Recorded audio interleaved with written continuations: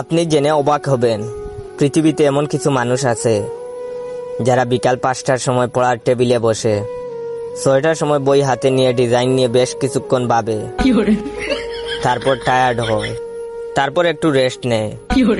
7টার সময় বইয়ের পাতা উল্টায়, উল্টাতেই মনে হয় একই, হাতের নখ এত বড় কেন। তারপর তারা নখ কাটে। তারপর 8টার সময় মনে পড়ে একটু পড়া উচিত। 5 মিনিট পড়ার পর আবার টায়ার্ড হয়, হালকা বিরতি নেয়, একটু ফেসবুকিং করে, খিদা লাগে, খায়, খাওয়ার পর রেস্ট নেয়। দেওয়াল দেখে, রংটা অনেক পুরনো মনে হয়, এদিকে একটি টিকটিকিও দেখা যায়। তারপর ঘড়ি দেখে, 11টা বাজে। তারপর নিজের সাথে প্রমিস করে, কাল থেকে একদম পয়রা উল্টাইয়া ফেলামু। এখন যাই জয় ভাইয়ের একটু টিকটক ভিডিও দেখে আসি।